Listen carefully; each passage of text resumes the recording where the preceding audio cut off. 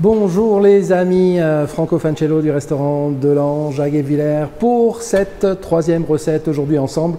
Recette que vous pouvez faire avec nous ou alors enregistrer, regarder plus tard et vous régaler avec cette délicieuse saltimbocca alla romana. Voilà, alors on va travailler la saltimbocca alla romana, on va travailler quelques accompagnements et on va vous faire une belle assiette qui vous permettra de vous régaler avec vos invités. Alors on va commencer par quoi? On va commencer par les pommes de terre. J'ai pris quelques pommes de terre que j'ai préalablement épluchées. On va les tailler. On va les assaisonner avec de l'huile d'olive, sel, poivre, un peu de romarin et on va les mettre au four et on va les oublier pendant une petite demi-heure. Cette petite demi-heure, on va l'utiliser pour préparer notre petite ratatouille qui va nous servir de garniture et notre saltimbocca alla romana, donc une escalope de veau, des feuilles de sauge, du jambon de Parme ou un jambon cru italien. Voilà. Ben, si vous êtes prêts, on peut commencer les amis. Alors les pommes de terre, on va les couper comme ça. On va les faire en 4. Voilà, vous voyez, ça donne des petits quartiers comme ça. Hop. On les coupe en 4 parce qu'elles sont petites. Si elles sont plus grosses, vous les coupez en 6 ou en 8. Ça dépend de la taille de la pomme de terre. Là, elles sont petites, donc en 4, c'est bien. Voilà. Là, j'ai mes pommes de terre. Je les dispose sur un plat. Tout simplement.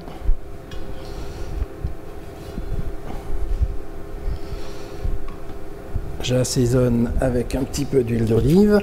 Alors comme vous le savez les amis, quand je vous dis un petit peu, c'est toujours généreux. Quand vous croyez qu'il y en avait assez, vous en mettez encore un petit peu. On va mettre un petit peu de poivre au moulin. On va les saler légèrement. Voilà, et le romarin, on prend une petite tranche, une petite branche de romarin frais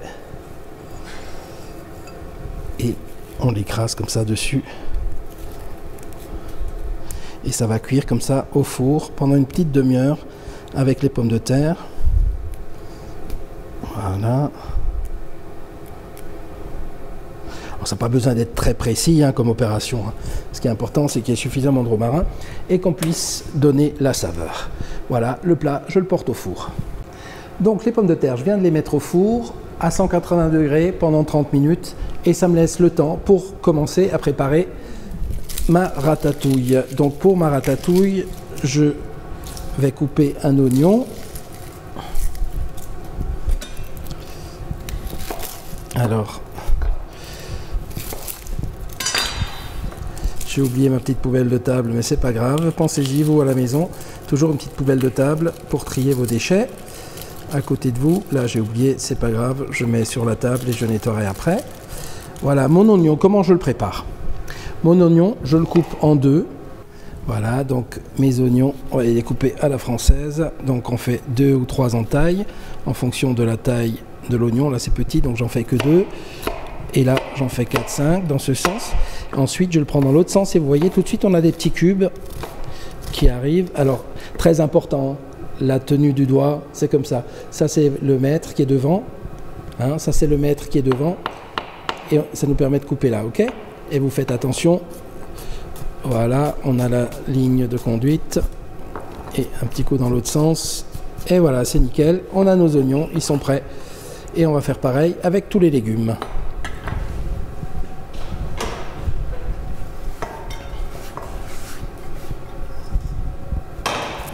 Je continue avec le poivron.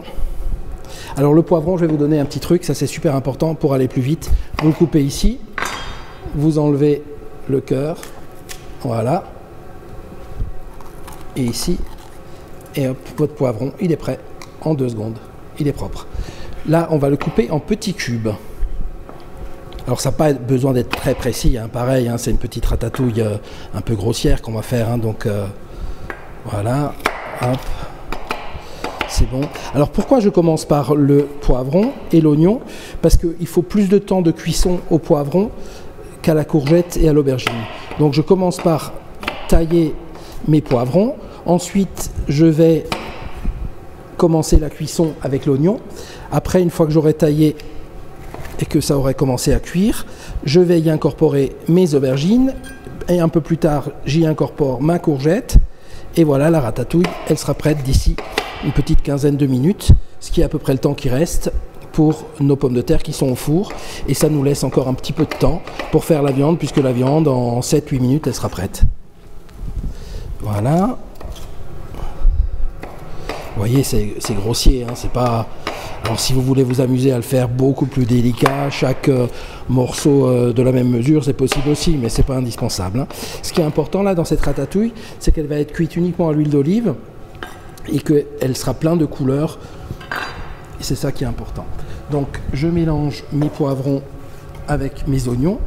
Et là, maintenant, abondamment, j'arrose d'huile d'olive. Alors, vous le savez, le secret, c'est quand vous pensez qu'il y en a assez, vous en mettez encore un petit peu.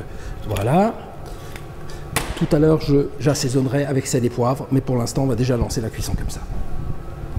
Donc là, je continue avec mon aubergine. Donc je coupe la tête et la queue. Je mets de côté. Ensuite, je la taille dans ce sens-là. Je fais des petits morceaux pour ensuite faire des petits cubes, pareil, comme avec mon poivron. Alors ça n'a pas besoin d'être super précis, hein, comme je l'ai dit tout à l'heure, hein.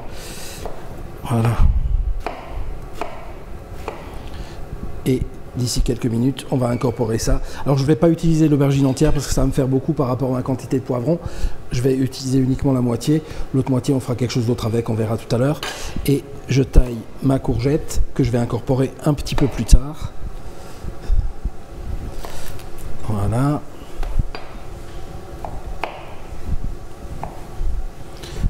Pendant que mon poivron cuit avec l'oignon, moi je taille le reste des légumes et je les réserve de côté. Voilà, là on est bon. Je vais donner un petit coup d'œil à mes poivrons. Je les fais sauter légèrement.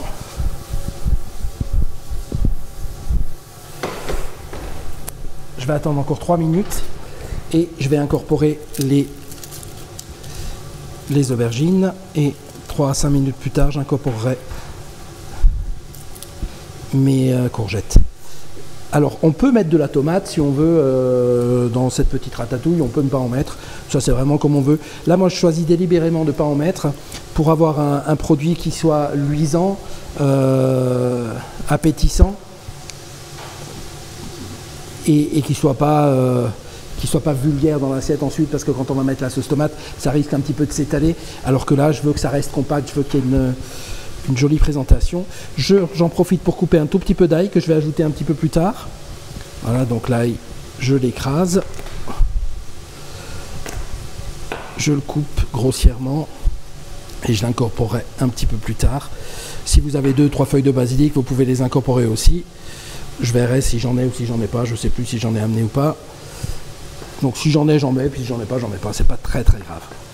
Ok, on a cette préparation. On fait sauter un petit peu nos poivrons avec les oignons.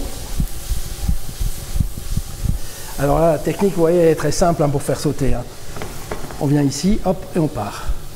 On part, on revient, on part, on revient. Et voilà, ça saute tout seul. J'incorpore mes poivrons.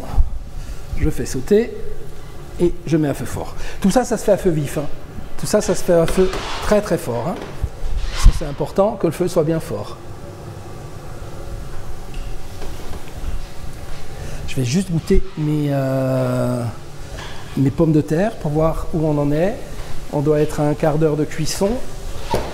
Je vais juste vérifier si elles ne sont pas trop cuites. Je prends une petite fourchette. Si j'en trouve une, oui. Au passage, on fait sauter notre petite ratatouille.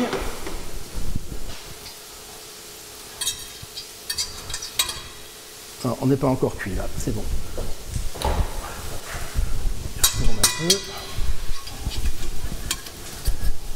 C'est un petit peu attaché. Je les décolle.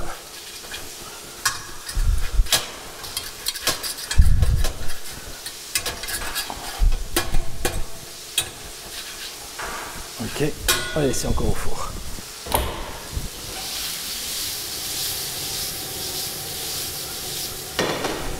Voilà.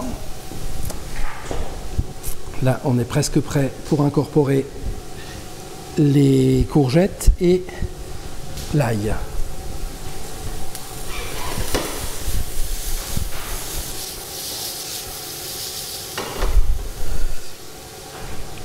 Alors, pendant ce temps-là, on va commencer à préparer notre saltimbocca. Je mets ça de côté. J'aurais préféré mettre quand même d'abord les courgettes à sauter, comme ça on a le plan de travail qui est propre. Allez, on va les mettre à sauter. On incorpore l'ail tout de suite. Allez, et on oublie ça sur le feu vif. Voilà. Et maintenant, on va commencer à préparer notre saltimbocca. Alors, pour la saltimbocca, je prends une belle escalope de veau que je vais tailler en deux parce que je trouve que c'est plus joli quand c'est présenté en petit plutôt qu'en grand. Et je vais la taper avec le poing, tout simplement, la viande pour l'aplatir un petit peu, pour la rendre un petit peu plus fine.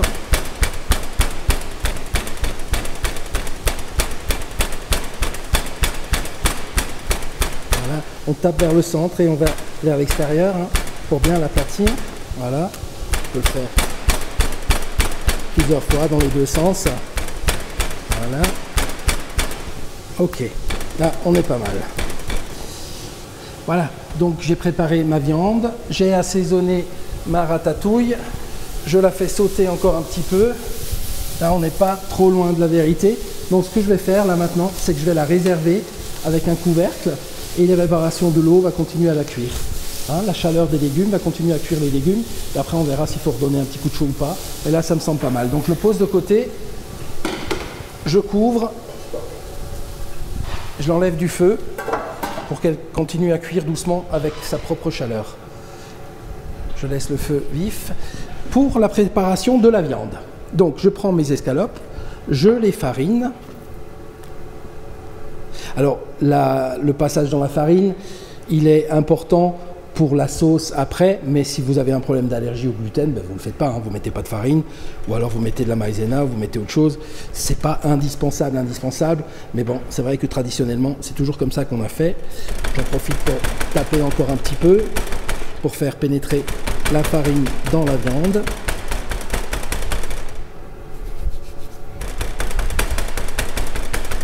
Parce qu'après, cette petite farine qui s'est posée sur la viande, elle va nous permettre de lier la sauce qu'on va préparer.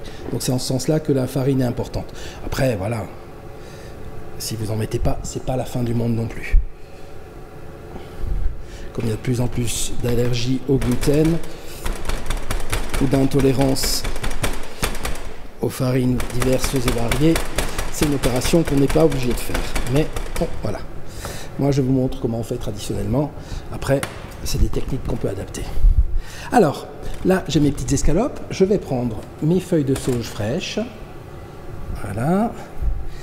Et je vais les mettre, alors de façon assez abondante, comme ça, partout sur la viande. Je trouve que c'est délicieux. Et donc, j'en mets de façon abondante. On peut en mettre moins si on souhaite, mais moi, j'aime bien en mettre beaucoup. Voilà, une tranche de jambon de Parme. Je vais mettre une demi-tranche en plus, on va voir tout à l'heure. Je vais préparer ma deuxième escalope et pareil, hein, je mets abondance de sauge. J'en utiliserai un petit peu aussi tout à l'heure pour mettre dans la sauce. Ça va apporter un petit goût sympathique également. Voilà.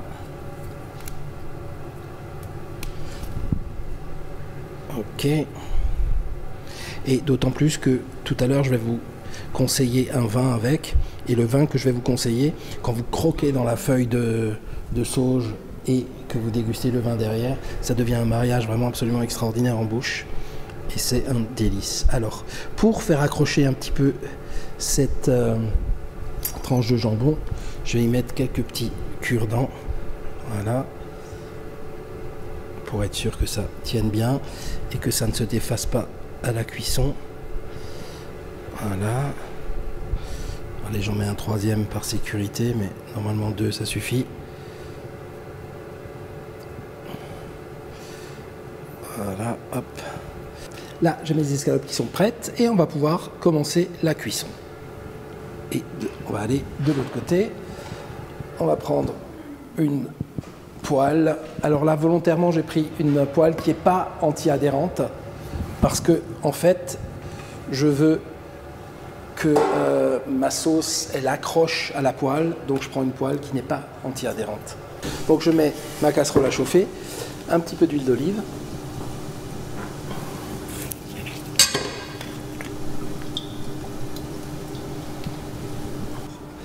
Donc, je mets mon huile d'olive à chauffer et je vais commencer à préparer mes escalopes.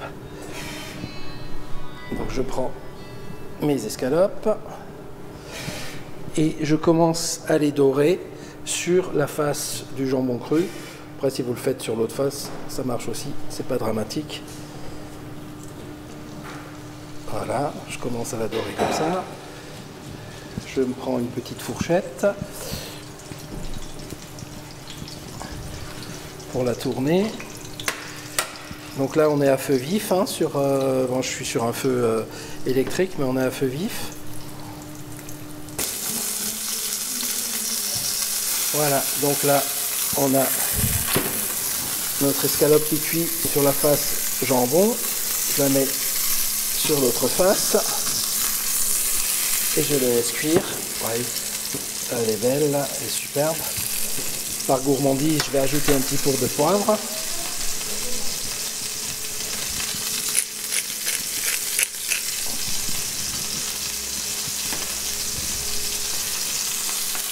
Voilà, on fait bien saisir. Et là, dans à peu près une petite minute, je vais ajouter le vin blanc et c'est ce qui va me faire ma sauce avec un tout petit peu de bouillon de poule. Et ça va continuer la cuisson tout doucement. Et le peu de farine qui s'est posé sur la viande, ça va permettre d'épaissir la sauce.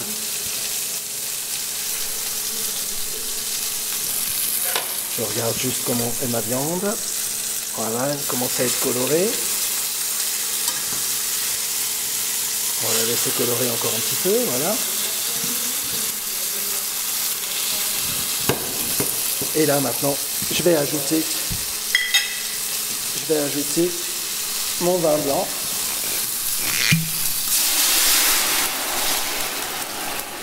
Voilà. J'ajoute un petit peu de bouillon de poule qui va saler et qui va donner un petit goût aussi. Voilà. Et là maintenant, je laisse réduire.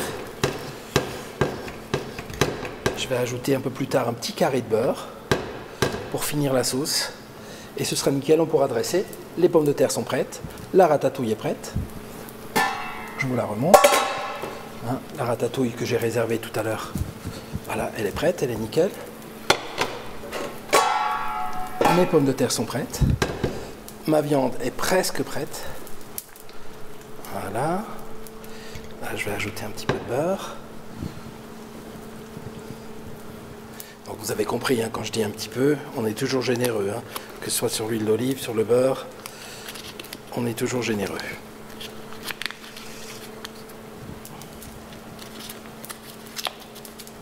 Voilà.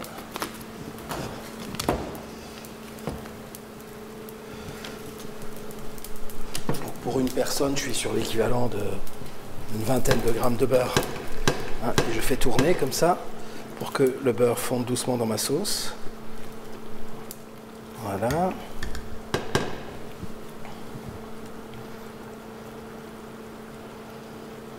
Et dans une minute, on va pouvoir passer au dressage. Voilà. On fait fondre le beurre doucement comme ça. Pendant que le vin s'évapore, la viande cuit. Et le beurre apporte toute son onctuosité à la sauce. Voilà. On laisse réduire encore un peu. Alors si on trouve qu'il n'y a pas assez de beurre, on en rajoute un peu. C'est à la dégustation qu'on saura s'il faut en rajouter. Donc là, dans quelques secondes, je vais déguster. Et je saurai s'il faut que je rajoute ou pas.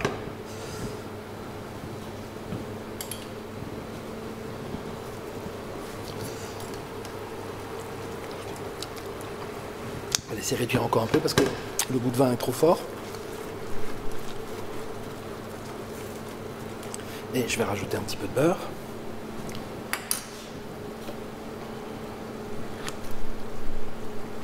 Pour apporter encore de l'onctuosité à la sauce. Voilà.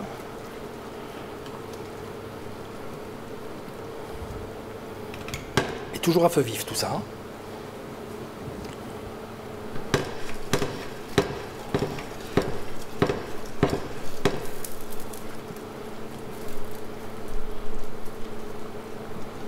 Voilà. On n'est pas loin de la vérité là. On n'est pas loin, on n'est pas loin.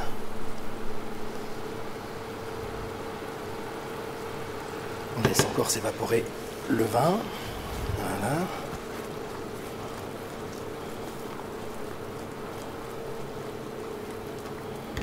On fait encore réduire un petit peu cette sauce.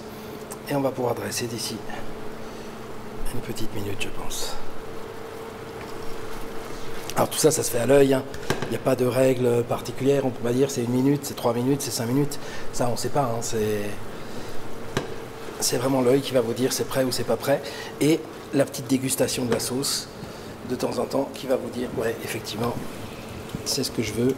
L'onctuosité de la sauce. Vous voyez là, elle est encore un peu trop liquide la sauce. Elle n'a pas l'onctuosité que je veux. Donc on va la laisser encore réduire un peu. Le stade vivant est déjà plus proche de ce qu'on veut. Mais il faut un petit peu plus d'onctuosité. On va laisser encore venir une petite minute. Et pendant cette dernière petite minute, ce que je vais faire, c'est que je vais en profiter pour commencer à dresser l'assiette. Voilà. Pendant la dernière petite minute de cuisson, on va passer au dressage puisque nos légumes sont prêts. Notre viande, elle est presque prête. Là, comme je suis sur un four, sur un feu électrique, j'ai coupé, mais avec la chaleur qui reste encore, ça finit la cuisson de ma viande. Je prends mes pommes de terre. Je prends ma ratatouille. Et on va dresser l'assiette joliment. Alors l'assiette, idéalement, préalablement, on la met au four et on la dresse chaude. Voilà. Alors vous voyez, mes pommes de terre, elles sont bien rôties, qu'on va poser délicatement comme ça sur l'assiette. Voilà, on va en mettre juste 2-3 pour que ça fasse joli. Les autres, on va les garder, on va les mettre à côté. On va prendre un petit peu de notre ratatouille. On va bien sélectionner, voilà, comme ça, on a toutes les belles couleurs. On va mettre un petit peu là, voilà, comme ça. Hop. Voilà, délicatement. Hop. Ce qu'on peut faire éventuellement, allez, pour rigoler, on met une petite patate dans l'autre sens. Voilà. Et on va chercher la viande qui est prête.